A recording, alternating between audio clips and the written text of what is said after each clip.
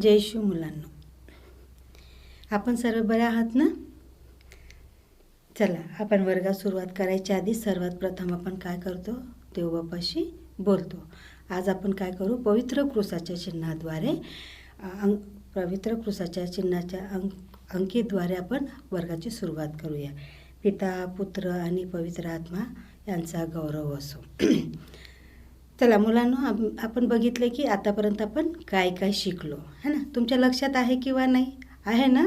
विसरायचं नाही, कारण की जे शिकवले जातं तुम्हाला आठवण ठेवायचं आहे, कारण की त्यानंतरचा धडा काय आहे आणि त्याला लागोपाठच सर्व काही शिकवलं जातं. म्हणून सर्वांनी काय करायचं?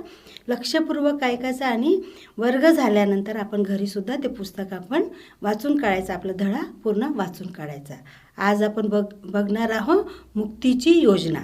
परमेश्वराने आपल्या मानवासाठी मुक्तीची योजना कशी केली आणि कोणाद्वारे केली. जरी परमेश्वराच्या विरुद्ध मानवाने पाप केले तरी परमेश्वराने त्यांचं पाप केल्यानंतर परमेश्वराने त्यांना राग मानला का नाही?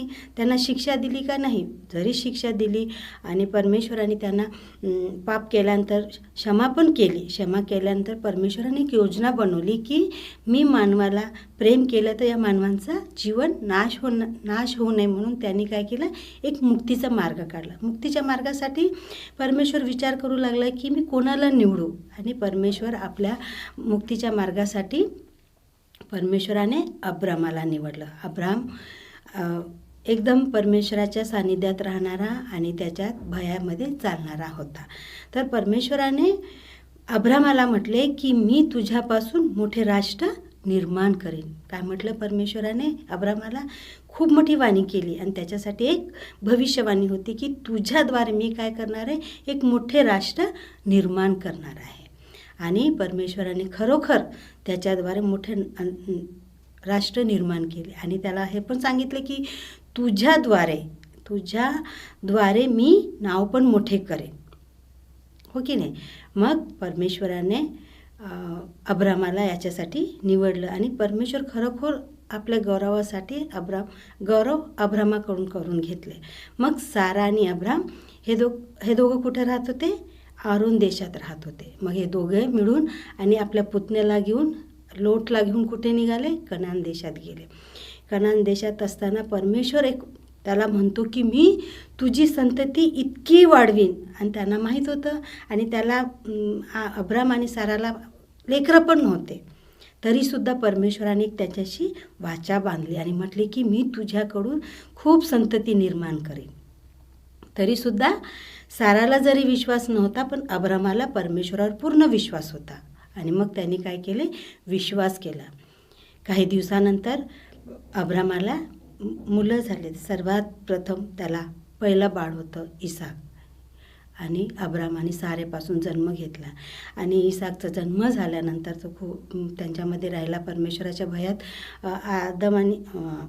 अब्रामाला आणि साराने त्याला वाढवलं. मग असं करता करता मग त्याच्यानंतर इसाकाचे सुद्धा 2 लेकरे झाले. एक होता याकोब, एसाव आणि याकोब. एसाव मोठा मुलगा आणि याकोब लहान मुलगा. मग असं करता करता इसाकाच्या नंतर एसाव आणि याकोब होते. आणि एसाव रानात जात होता आणि शिकार करणारा होता. मग ह्याच्यानंतर याकोब आणि एसावाचे लग्न झाल्यानंतर याकोबाला किती मुलं झाले? 12 मुलं झाले. किती मुलं झाले? याकोबाला 12 मुलं. कारण की परमेश्वराने वाचा बांधली होती. कोणाला? अब्रामाला, की मी तुझी संतती वाढवेल. आणि इथं सुरुवात झाली. संतती अब्रामाची वाढली आणि याकोबाद्वारे 12 पुत्र झाले. आणि सर्वात लहान मुलाचं नाव होतं योसेफ. तो आईवडिलांचा प्रिय होता आणि सर्व भाऊ त्याच्याशी ईर्ष्या करू लागले. आपण सुद्धा कधी कधी ईर्ष्या करतो ना. कधी आपल्या घरी झाले तर आपण म्हणतो हां दादाला हे असं झालं, भाऊला तसं, म्हणजे अशा प्रकारे आपण एकमेकांची ईर्ष्या. मग हे लोक काय करतात? योसेफाशी ईर्ष्या करू लागले आणि त्यांना वाईट वाटायला लागले की माझे आईवडील याला प्रेम करतात. आणि प्रेम करणं सहजच आहे, कारण की तो लहान मुलगा होता आणि तो परमेश्वराच्या भयात चालणारा होता. आणि मग त्यानंतर हे मोठे भाऊ विचार करतात की आम्ही असं नाश करायला पाहिजे आणि त्याचा घात करायचा प्रयत्न करतात. आणि ते एक विचार करतात. मग ते लोक त्यावेळी कनान देशात काय करायचे, मिसर देशातून गुलाम लोक, मिसर देशाचे लोक आले तेव्हा त्यांनी काय केलं, आपल्या भावाला त्यांना विकून टाकलं आणि पैसे घेतले आणि त्याला सोडून. जेव्हा त्याचे आईवडील त्यांना विचारले तर त्यांनी काय उत्तर दिले आपल्याला माहीतच आहे. आणि मग त्यांनी काय केलं, त्या गुलामगिरी त्यांना तिथं योसेफाला विकून टाकलं आणि त्या ठिकाणी तो तिथं वाढत गेला आणि चांगले कार्य करत गेला आणि खूप मोठा व्यक्ती बनला. तो कोणाच्या त्यांच्या हाताखाली होता, फारोकडे होता. आणि त्याने फारोकडे असताना खूप मेहनत केली आणि खूप चांगले चांगले कार्य करून त्याने त्याच्या कामाची वाढ केली. वाढ केल्यानंतर त्याला काय केलं, फारोने एक मोठा हुद्दा दिला. हुद्दा मीन्स मोठा व्यक्ती बनवला आणि तो खूप मोठा व्यक्ती झाला आणि सर्व कार्य तो सांभाळू लागला. मग एके दिवस असं झाले की ज्या ठिकाणी त्यांचे भाऊ होते त्या ठिकाणी कनान देशात काय झालं, दुष्काळ पडला. दुष्काळ म्हटलं तर माहिती आहे लेकरांनो, तिथं काहीच अन्न पाणी काहीच नाही, असं कष्टमय जीवन त्यांचं होतं. आणि मग त्यांना अन्नसुद्धा खायला मिळत नव्हतं. भावांना असं वाटलं की अरे आम्हाला तर काहीच मिळत नाही. पण भाऊ कष्टमय जीवन काढले, पण योसेफाने बिलकुल कष्टमय जीवन नाही. परमेश्वराने त्याला खूप उंच उचलले आणि परमेश्वराने त्याच्याकडून आपली सेवासुद्धा करून घेतली. मग एक दिवस काय होते की ते लोक त्यांचे भाऊ कुठे येतात, योसेफाकडे येतात, त्या कनान देशात येतात. कनान देशात आल्यानंतर योसेफ आपल्या भावांना ओळखतो आणि मग विचार करतो की हे माझे भाऊ आहेत. पण भाऊ लोक त्याला ओळखलेत का, नाही, कारण तो लहान असताना त्यांनी विकून टाकलं होतं, तर तो ओळखला नाही. पण लहान भावाने आपल्या मोठ्या भावांना ओळखलं. त्यावेळी त्याने राग केला का आपल्या भावांचा, नाही. त्यांचा तिरस्कार केला का, नाही. का, कारण की त्याचे भाऊ होते म्हणून त्यांना बोलवलं आणि त्यांना सर्व काही देऊन परत त्यांना आपल्या देशात मिसर देशात ठेवला. आणि मिसर देशामध्ये असताना त्यांना सर्वांना भाऊ आणि सर्व त्यांना घेऊन तिथं मिसर देशात राहू लागला. राहिल्यानंतर तो काही दिवसानंतर काय झालं, त्याचं मृत्यू झाल्यानंतर फारोचे लोक, तिथले लोक योसेफाच्या भावांना त्यांच्याकडून गुलामगिरी करत होते, त्यांना त्रास देत होते, त्यांचा छळ करत होते. आणि मग परमेश्वराने हे सुद्धा बघितले की इथं किती पाप होत आहे आणि म्हणून मुक्तीची योजना याच्यासाठी केली. मग परमेश्वराने विचार केला की आता मी काय करणार आहे मनुष्याला, कारण की मनुष्यांना परमेश्वर प्रेम करत होता. म्हणून परमेश्वराची इच्छा होती की मानव जातीला मुक्ती दिली पाहिजे. आणि मुक्तीसाठी मग त्यांनी विचार केला की अरे माझ्या लेकरांना त्रास होत आहे. तर मग त्याने मोशेला निवडलं आणि मोशे निवडल्यानंतर मोशे परमेश्वराच्या सानिध्यात राहण्यासाठी मार्ग काढायला प्रयत्न केला की मी कसा मुक्तीचा मार्ग काढू. मग त्यानंतर परमेश्वराने इस्रायलाच्या वंशामधून कोणाचा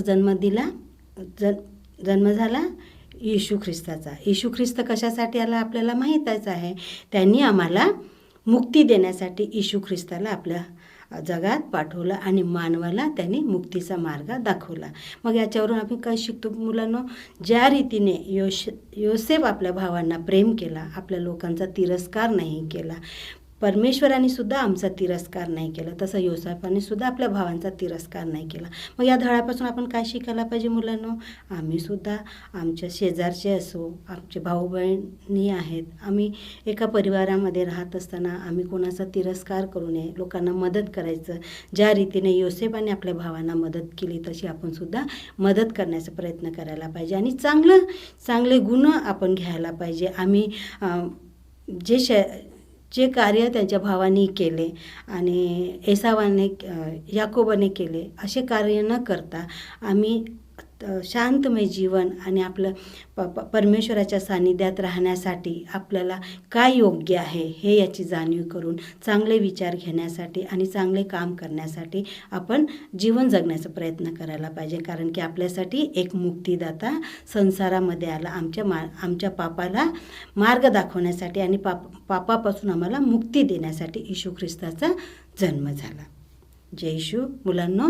आणि मी तुम्हाला शेवटी एकच सांगते की तुम्ही सर्वांनी जे शिकवले जाते ते सर्व तुम्ही पाठांतर करा. आणि मागे मी सांगितलं होतं मागच्या धड्यात की तुम्ही जे जे काही शिकले ते सर्व तुम्हाला नोटबुकमध्ये लिहायला सांगितलं. हे सुद्धा लिहायचं की परमेश्वराने अब्रामाद्वारे कोणाला निवडलं आणि त्याचे किती लेकरं होते आणि लेकरांची वंशावली कशी वाढली, हे सुद्धा एका आपल्या वहीमध्ये लिहून काढा.